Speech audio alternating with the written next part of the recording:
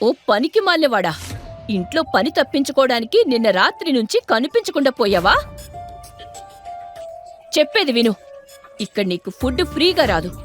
నువ్వు ఈ ఇంట్లో ఉండాలంటే నేను చెప్పిందంతా చెయ్యాల్సిందే. అంతేకాదు, నాకు చెప్పకుండా బయట అడుగు పెట్టావంటే నీ కాళ్ళు విరగ్గొడతాను. అర్థమైందా? అరే mummy, calm down mummy. Talluri కుటుంబ ఏకైక కుమార్తె పెళ్లి బూట్ పాలిష్ చేసే రుద్రతో జరిగింది.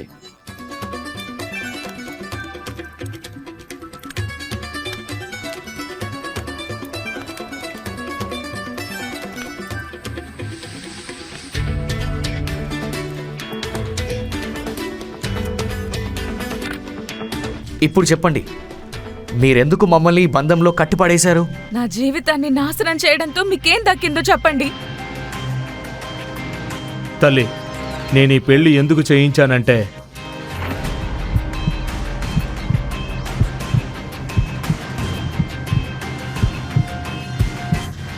తాతయ్య ఏమైంది? తాతయ్య ఏమైంది?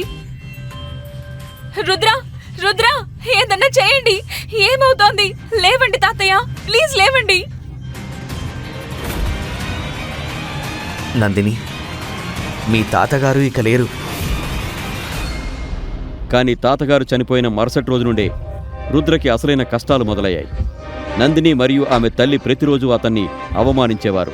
రుద్రతో అప్పుడప్పుడు గిన్నెలు కడిగించేవారు, అలాగే ఇంటిని శుభ్రం చేయించేవారు. ఒకరోజు నందిని కాలేజ్ ఫ్రెండ్ రేష్మా ఇంటికొచ్చింది. ఇంట్లో కొత్త పనివాడిని పెట్టుకుంటున్నావా? నేను పనివాడిని కాదు, నందిని భర్తని. ఏంటి? నందిని భర్త? నువ్వు సీక్రెట్ గా ఇంటి పనివాడిని పెళ్లి చేసుకున్నావా నందిని? Very funny. నా దురదృష్టాన్ని చూసి నవ్వడం ఆపై. నువ్వు ఇతనికి డైవర్స్ ఎందుకు ఇవ్వట్లేదు? తాతయ్య అలాంటి కండిషన్ పెట్టారు, నేను అతనికి డైవోర్స్ ఇవ్వలేను. వదిలే. ఈ దరిద్రుడు వచ్చినప్పటి నుండి తాతగారు లేరు. కంపెనీ పరిస్థితి చాలా దారుణంగా తయారైంది. ఏం చెప్పను? నీకు తెలుసా, నాకు అర్జెంట్ గా 5 కోట్లు అవసరం. అరే, నువ్వు కిషోర్ తో ఎందుకు మాట్లాడకూడదు? మన కాలేజ్ ఫ్రెండ్. అతను ఇప్పుడు అగ్రజ ఇండస్ట్రీస్ కి ఓనర్ కూడా. కాలేజ్ టైం నుంచి తను నీపై రైట్. కిషోర్ గతంలో కూడా చిన్న చిన్న విషయాల్లో నందినికి హెల్ప్ చేశాడు. వీటన్నింటి వెనక కిషోర్ తనను ఫ్లర్ట్ చేస్తున్నాడని, ఆమెను రాంగ్ వేలో చూస్తున్నాడని నందినికి తెలుసు. కానీ ఆమె ఈ విషయాలన్నింటినీ పట్టించుకోకుండా అతని నుండి హెల్ప్ తీసుకునేది. ఎందుకంటే ఆమె తన కెరీర్లో ముందుకు సాగాలనుకుంది. నందిని కిషోర్తో మీటింగ్ని ఫిక్స్ చేసినప్పుడు రుద్ర ఆమెను కారులో ఆఫీస్కి తీసుకొచ్చాడు. హలో నందిని,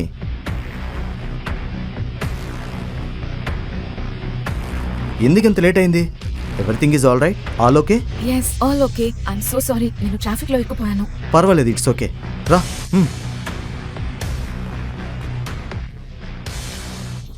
ఇతనెవరు? నీ డ్రైవరా? నేను నందిని భర్త రుద్ర. ఓ, హస్బెండా? Husband? Hi. I'm sorry Rudra, actually I don't know. అసలు నువ్వేం చేస్తావు? నీ బిజినెస్ ఏంటి? అది యాక్చువల్లీ నేనేం వర్క్ చేయను. నేను అంతగా చదువుకోలేదు కూడా. ఈ పేదవాడికి నందిని లాంటి అమ్మాయి దొరికింది. వావ్, ఏదేమైనా నాకైతే మంచిదే. ఇప్పుడు ఆమె నా వల్ల పడేయడానికి కొద్దిగా డబ్బు విసిరితే సరిపోతుంది. అరే పర్వాలేదు, నేను నందిని కోసం ఎంతైనా చేయగలను. మా కంపెనీలో ఒక జాబ్ ఉంది, చెప్పు, వర్క్ చేస్తావా? డోంట్ వరీ, నువ్వు నందిని భర్తవే, నేను నీకు మంచి వర్కే ఇస్తాను.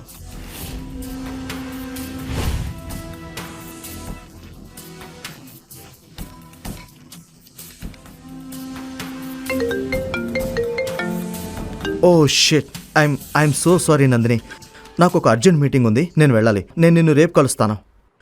షూర్.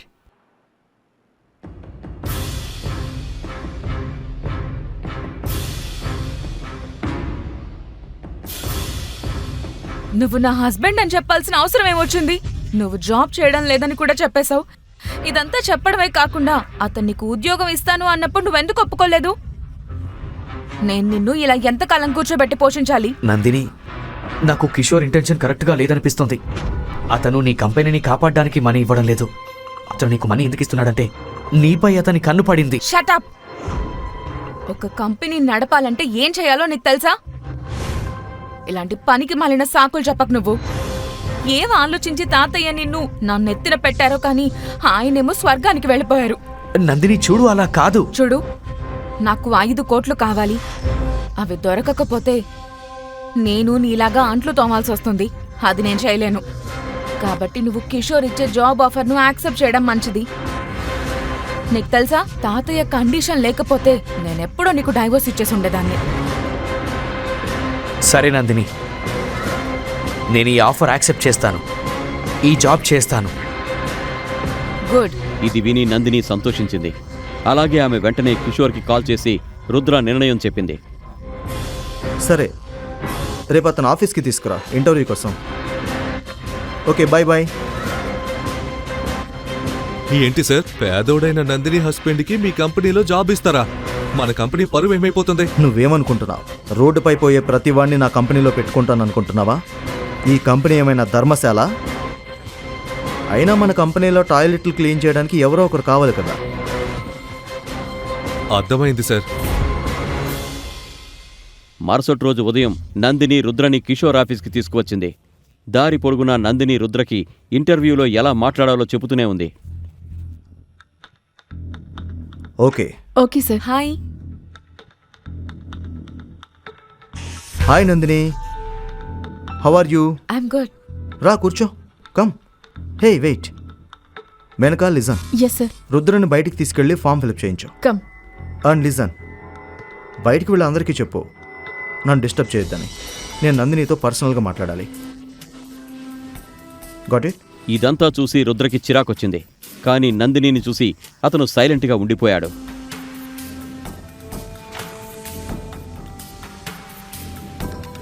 ఇదిగో, ఇందులో మీ డీటెయిల్స్ అన్ని ఫిల్ చేసి సైన్ చేయండి. మేడం, ఇందులో సైన్ ఎక్కడ చేయాలి? అరే, చదువుకోలేదా? కనిపించడం లేదా? ఇక్కడ సైన్ చేయాలి.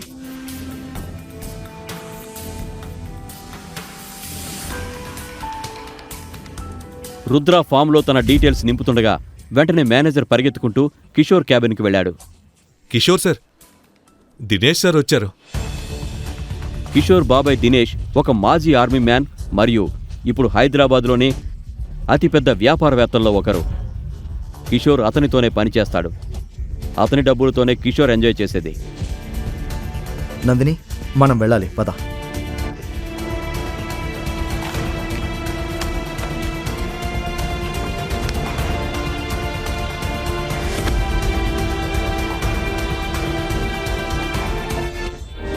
గుడ్డివాడివా ఏంటి? Sir, I'm so sorry. నేను కేవలం ఇక్కడికి అడ్రస్ అడగడానికి వచ్చాను. నేను వెళ్తున్నాను. Sorry sir. దినేష్ రుద్రని గుర్తుపట్టకుండా ఉండడానికి అతను త్వరగా అక్కడి నుంచి వెళ్ళిపోయాడు. అప్పుడే దినేష్ దృష్టి అక్కడ ఉన్న పెన్పై పడింది. పెన్పై ఉన్న ఆ 6 గుర్తును చూసి అతని కాళ్ల కింద భూమి కంపించింది. ఈ పెన్, ఇది అతని పెన్నా?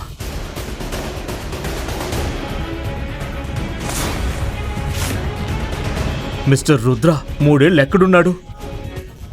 మన కంపెనీ కొనడానికి వచ్చాడా? ఏంటి, కంపెనీ కొనడమా? అతన్ని చూస్తే అతను సమోసా అయినా కొనగలడని మీకు అనిపిస్తుందా? నిజం ఏంటంటే అతను నా ఫ్రెండ్ నందిని హస్బెండ్. అతని దగ్గర ఏ పని లేదు. అందుకే నేనే అతనికి ఏదైనా పని ఇద్దామని అనుకుంటున్నాను. మీరు అతన్ని తిట్టేసరికి అతను ఇక్కడ నుండి వెళ్ళిపోయాడు. నీకు పిచ్చి పట్టిందా కిషోర్? ఈ పెన్ని చూస్తున్నావా? ఈ గుర్తును చూస్తున్నావా? ఈ గుర్తు కేవలం... అంటూనే దినేష్ ఆగిపోయాడు. అయితే ఇదంతా విన్న కిషోర్ పరిస్థితి దారుణంగా తయారైంది. తన బాబాయ్ ముఖంలో అలాంటి భయాన్ని అతను మొదటిసారి చూశాడు. సార్, మీరెవరి గురించి మాట్లాడుతున్నారు? మీరు రుద్రని ఎవరో అనుకుంటున్నారు. మేడం, మీ భర్త ఎవరో మీకు నిజంగా తెలీదా? ఈ విషయం మీకు చెప్పాలా వద్దా అనేది నాకు అర్థం కావడం లేదు. రుద్ర సార్ హైదరాబాదులో ఉన్నారంటే దీని అర్థం ఏదో పెద్ద విషయం జరగబోతోంది. నేను నా టీంని అలర్ట్ చేయాలి. మేడం, ఇదిగోండి రుద్ర సార్ పెన్. దినేష్ మాటలు విని నందినికి కూడా ఏమీ అర్థం కాలేదు. అసలు ఈ మాటల అర్థమేంటి? ఎవరి రుద్ర? దినేష్ అంకుల్ ఆర్మీలో ఉన్నారు. అతను రుద్రని చూసి ఎందుకు భయపడుతున్నారు? నందిని భయపడుతూ ఇంటికొచ్చి కోపంతో ఇలా అంది. రుద్ర, ఎవరు నువ్వు? నేను నీ భర్తని. రుద్రతేజ. నీ వాగుడు ఆపు. ఈ పెన్ మరియు దానిపై ఉన్న ఈ గుర్తు, దీని అర్థం ఏంటి?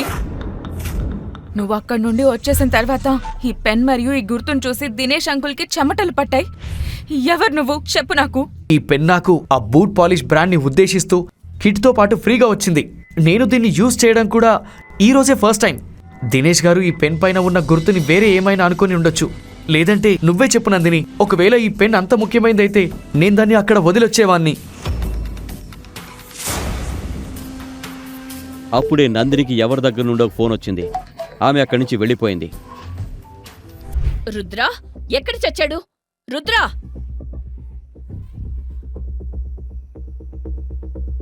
అమ్మా, అతను నిన్న రాత్రి నుంచి కనిపించడం లేదు. అతని ఫోన్ కూడా స్విచ్ ఆఫ్ వస్తుంది. రానివ్వు వాణ్ణి. ఈ రోజు వాడితో ఇంట్లో ఉన్న బాత్రూంలన్నీ మోకాళ్లపై కూర్చోబెట్టి శుభ్రం చేయిస్తాను చూడు. ఫోన్ కూడా కలవడం లేదా? అమ్మా, ఈ రోజు నా లైఫ్లోని బిగ్ డీల్ వచ్చింది. ఆ డీల్ రుద్ర డాక్యుమెంట్స్ పై సైన్ చేస్తేనే కంప్లీట్ అవుతుంది. అతను సైన్ చేయకపోతే అంత నాశనం అయిపోతుంది, అంతా అయిపోతుంది. నందిని తాతగారు ముఖేష్ తాలూరి చనిపోయే ముందు వారి కంపెనీ పవర్ ఆఫ్ అటార్నీని రుద్ర పేరు మీద రాశారు. దీని కారణంగా కంపెనీ తీసుకునే ప్రతి నిర్ణయానికి రుద్ర సంతకాలు అవసరం. ఏమైతేనే మమ్మీ, ఆ రుద్రని వదిలించుకోవడానికి నేనొక ప్లాన్ వేశాను. ఈ 5 ఫైల్స్ పై రుద్ర సంతకం చేయాలి. నేను వాటిలో డైవోర్స్ పేపర్స్ కూడా పెట్టాను. కోట్ల డీల్ పై సంతకాలు చేస్తూ అతను డైవోర్స్ పేపర్స్ పై కూడా సైన్ చేస్తున్నాడనే విషయం రుద్రకి తెలియనే తెలీదు. కానీ ఆ పనికి మాలినవాడు ఎక్కడికి పోయాడు? రుద్ర అండర్ వరల్డ్లో బందీగా ఉన్నాడు మరియు అతని ముందు హెడ్ షాట్ కూర్చుని ఉన్నాడు. అండర్ వరల్డ్కు చెందిన ఆ కిరాతక డీలర్కి సంబంధించి కోట్ల డ్రగ్ సిండికేట్ను రుద్ర నాశనం చేశాడు. హెడ్ షాట్ కళ్లలో ద్వేషం, రుద్ర ముఖంపై కేవలం ఉత్కంఠ మాత్రమే కనిపించింది. నా గురించి పోలీసులకు చెప్పి నువ్వు మంచి పని చేశాననుకుంటున్నావా రుద్రా? నువ్వు నాపై కంప్లైంట్ చేసి తప్పించుకోగలననుకున్నావా? చాలా తప్పుడు వ్యక్తితో పెట్టుకున్నావు రుద్రా.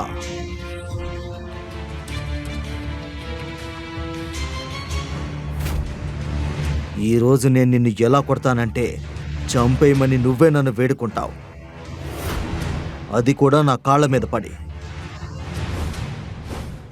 నువ్వే నన్ను క్షమించమని అడుగుతావు, అది కూడా నీ ముక్కును నా బూట్లకు రాస్తూ. కొంచెం సేపు వెయిట్ చేయి, నీకే అర్థమవుతుంది. వీడిని తలకిందులుగా వేలాడదీయండి.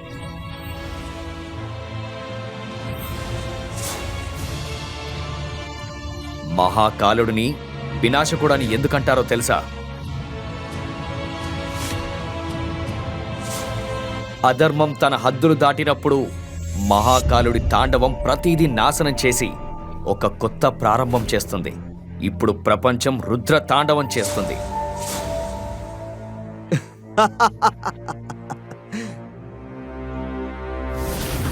వీడి బట్టలు తీసేయండి. హెడ్ షాట్ అనుచరులు రుద్ర ఒంటిపై మిగిలిన బట్టల్ని తీయడానికి ముందుకు రాగానే వేర్ హౌస్ వాతావరణం సడన్ గా మారిపోయింది. జై మహాకాల్! బాస్, ఈ పాము ఎక్కడి నుంచి వచ్చింది?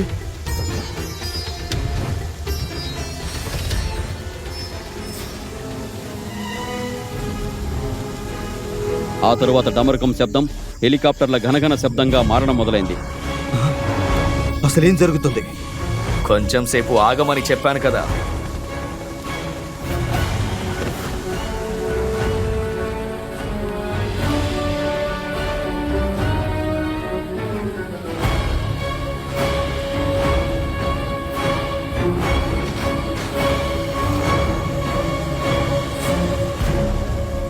బ్లాక్ క్యాట్ కమాండోల లీడర్ కెప్టెన్ విక్రాంత్ గాయాలతో తలక్రిందులుగా ఉన్న రుద్రాన్ని చూడగానే కోపంతో ఊగిపోయాడు.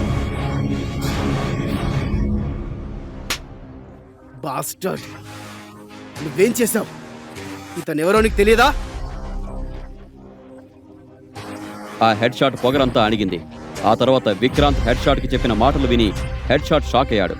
కానీ రుద్రాతో ఏమైనా చెప్పడానికి ముందే రుద్ర అక్కడి నుంచి వెళ్ళిపోయాడు.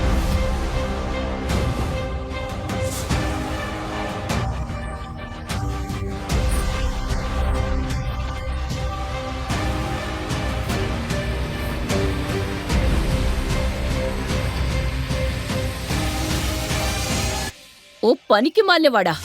ఇంట్లో పని తప్పించుకోవడానికి నిన్న రాత్రి నుంచి కనిపించకుండా పోయావా?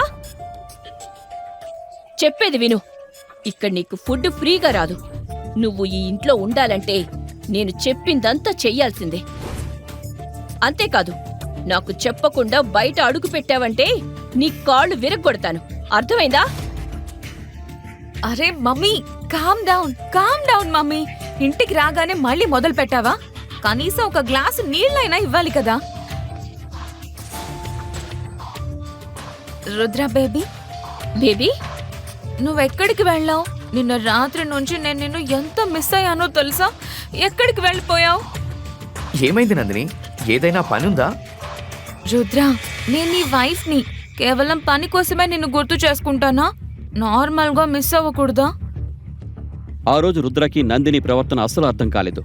పెళ్ళై 3 ఏళ్లు గడిచినా తన గదిలోకి కూడా ఎప్పుడూ రానివ్వని ఆ అమ్మాయి ఆ రోజు రుద్ర భుజంపై తలపెట్టి అతని యోగక్షేమాలు అడుగుతోంది.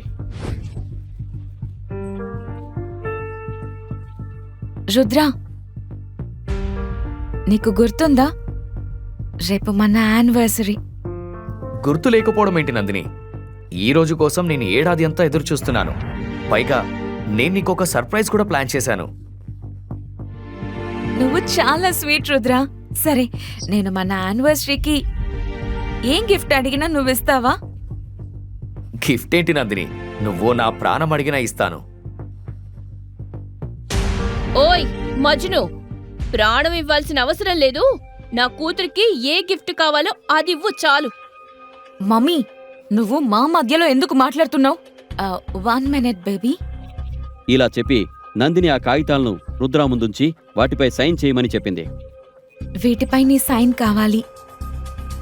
నందిని, ఇవి దేనికి సంబంధించిన పేపర్లు?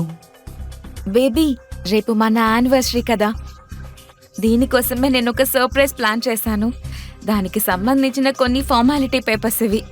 కానీ నందిని, ఏ హోటల్ ఇలా పేపర్ పైన సైన్ చేయించుకుంటుంది? నీకు నాపై నమ్మకం లేదా? సరే పర్వాలేదు, లేదు నువ్వు చదువుకో. లేదు నందిని, నా ఉద్దేశం అది కాదు. నాకు నీపై పూర్తి నమ్మకం ఉంది. నువ్వు ఇదంతా చదివే ఉంటావని అనుకుంటున్నాను. అయితే సైన్ ఊరికే చేయి. అడిగాను. ఓకే.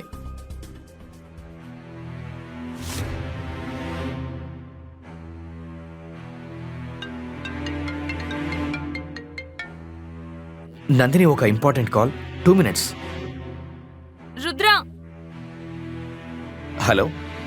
ఎస్, నేను 10 నిమిషాల్లో వస్తాను.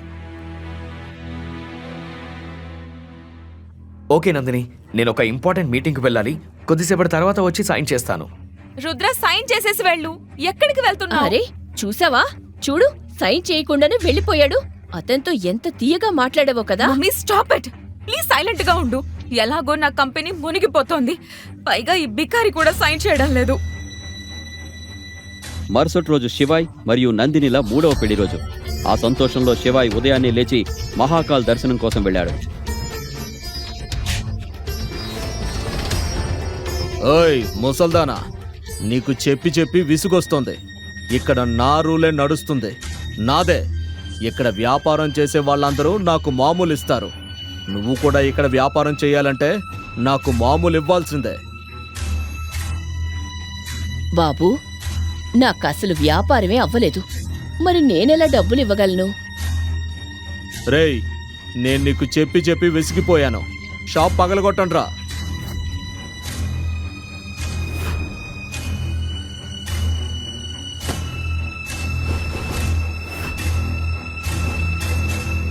మహాకాలుడి నగరంలో ఒకే ఒక్కరి రూల్ నడుస్తుంది. ఆయనే మహాకాల్. మీ రూల్ ఇక్కడ నడవదు. పోరా, వెళ్ళిపో. లేదంటే ఈ ముసలామకి ఏ గతి పట్టిందో అదే చేస్తాం. నువ్వు దారుణంగా చస్తావు. అన్యాయం చేసేవాడే అకాల మరణం చెందుతాడు. మహాకాలుడి భక్తుడిని కాలం కూడా ఏమీ చేయలేదు. ఏయ్, వెళ్ళు.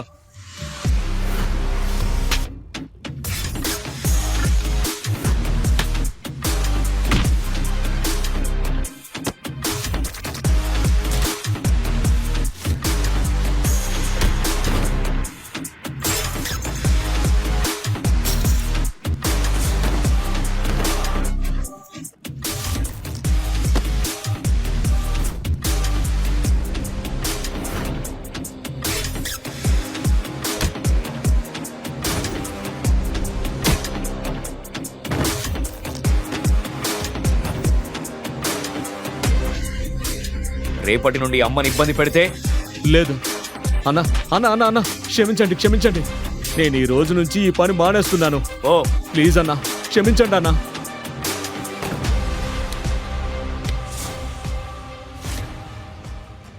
రుద్రా, బాబు నువ్వు ఈ రోజు రావటం మంచిదయింది. ఎందుకు చింతిస్తున్నావమ్మా? ఆ మహాకాలుడున్నాడు కదా. అమ్మా, ఈ ఎర్ర గులాబీలతో ఒక అందమైన బొకే చేస్తావా? ఈ రోజు ఏదైనా స్పెషలా? అవునమ్మా, ఈరోజు నాది నందినిది పెళ్లి రోజు. కానీ నందినికి ఈ విషయం గుర్తుందా? నాకు గుర్తున్నా ఆమెకి గుర్తున్నా ఒకటే కదమ్మా. పెళ్లి రోజు మా ఇద్దరిది. వన్ సైడ్ లవ్ అయితే ఎక్కువ కాలం ఉండదు బాబూ. అమ్మా, ఇలాంటి ప్రేమ చాలా ప్రత్యేకం.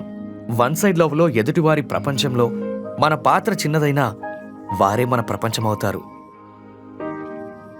మహాదేవుడి అనుగ్రహం కలిగి నువ్వు నందినిని ఎంత ప్రేమిస్తున్నావో ఆమె కూడా నిన్నంతే ప్రేమించాలి. సరే, నేను మీ ఇద్దరి కోసం ఒక అందమైన బొకే తయారు చేస్తాను. కొద్దిసేపట్లోనే బొకే రెడీ అయింది. అది చూసి రుద్ర ముఖంలో చిరునవ్వు వచ్చింది. అరే వా, ఈ బొకే చూసి ఆమె నాకు పడిపోతుందమ్మా. మీరు ఇచ్చిన పూల సువాసనకు ఆమె నా దాసోహం అయిపోతుంది. ఇదిగో అమ్మా. వద్దు వద్దు బాబూ, నా కోసం నువ్వెంతో చేశావు. నేను డబ్బెలా తీసుకోగలను? అమ్మా, మీరు ఈరోజు డబ్బులు తీసుకోకపోతే నేను మళ్ళీ మీ నుండి ఎప్పుడూ పూలు తీసుకోను.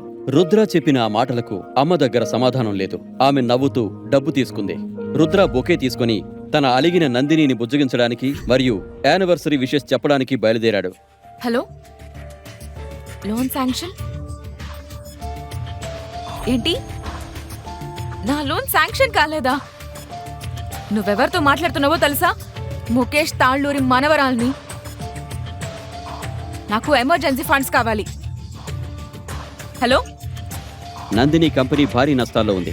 తన కంపెనీని కాపాడుకోవడానికి మరుసటి రోజు రీయూనియన్ పార్టీకి వెళ్లి తన ఫ్రెండ్ అర్జున్ను మనీ హెల్ప్ అడగాలని నందిని నిర్ణయించుకుంది.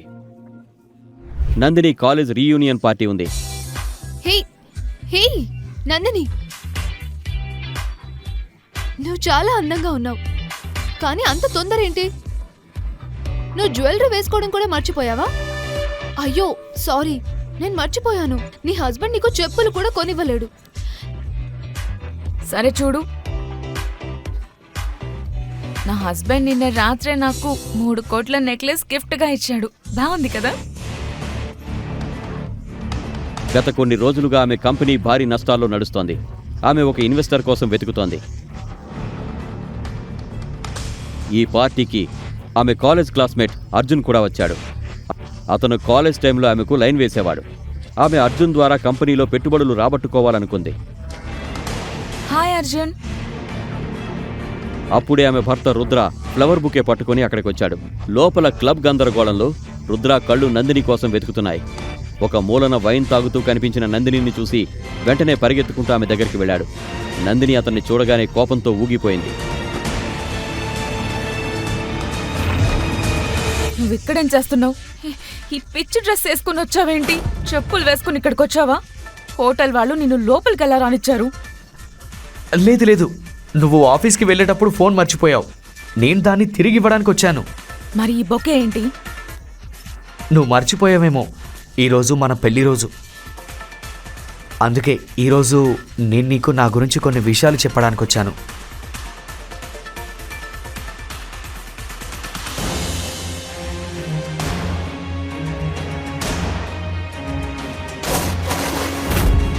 అక్కడ ఉన్న ప్రతి ఒక్కరూ ఇప్పుడు రుద్ర, అర్జున్ మరియు నందిని వైపు చూస్తున్నారు. Let's dance. నందిని, ఒక్కసారి నా మాట విను. నేను నీకు నిజం చెప్పాలనుకుంటున్నా. ఆ పూలను చూసావా? నీ స్థానం నా జీవితంలో ఆ పూలతో సమానం. ఇక్కడ నుండి వెళ్ళిపో. Get out. Nandini, come with me.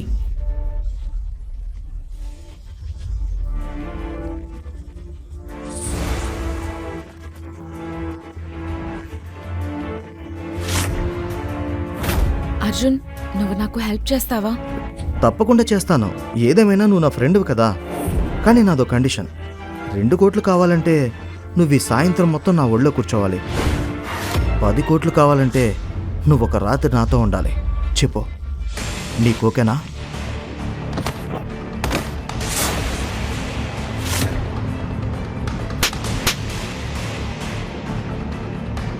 Pool, నువ్వేం చేసావు? నీకు పిచ్చి పట్టిందా ఏంటి? పాపం, ఇతను నాకు హెల్ప్ చేస్తున్నాడు. ఇప్పుడే అతనికి సారీ చెప్పు. సారీ చెప్పు. సారీ, నా చెప్పు కూడా అతనికి క్షమాపణ చెప్పదు నందిని. నువ్వు నాతో రా. ఎక్కడ రుద్రతేజ ఎవరో?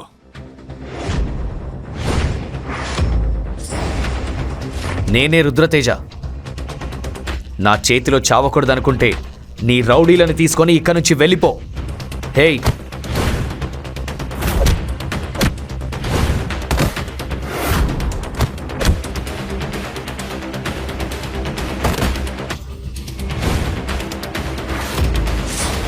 పిల్లల ఆట ఆపి ఒక్కొక్కరు కాకుండా అందరు రండి. ఆ మహాదేవుడు సాక్షిగా ఈరోజు మీలో ఎవ్వరు కూడా ప్రాణాలతో ఉండరు. రండి.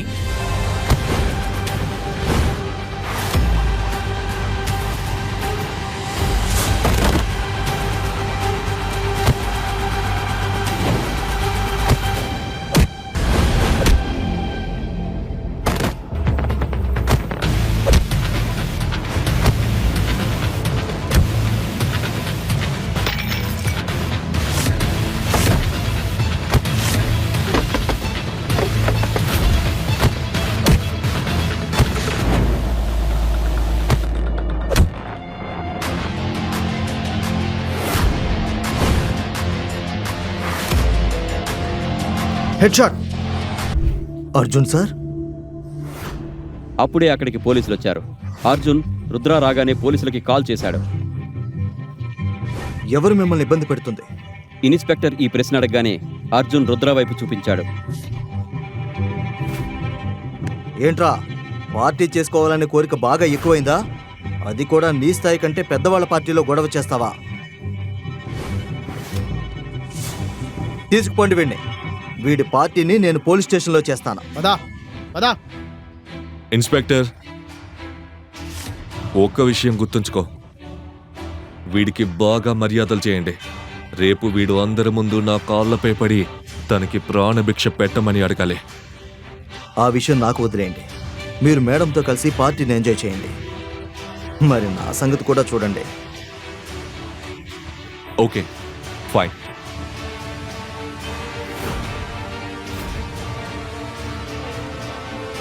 రుద్రని పోలీస్ స్టేషన్కి తీసుకెళ్లి ఒక కుర్చీలో కూర్చోబెట్టారు.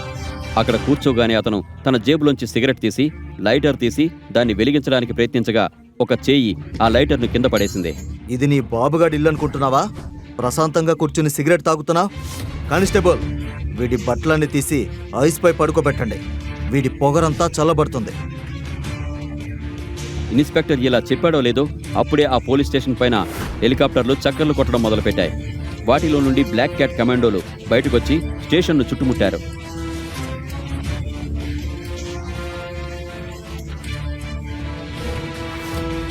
మీరెవరు? ఇక్కడేం చేస్తున్నారు? ఇన్స్పెక్టర్, మీరు ఎవరిని అరెస్ట్ చేశారో తెలుసా? అలా అని ఆ కమాండో రుద్ర వైపు వెళ్లి కింద పడి ఉన్న లైటర్ తీసి అతని సిగరెట్ను వెలిగించాడు.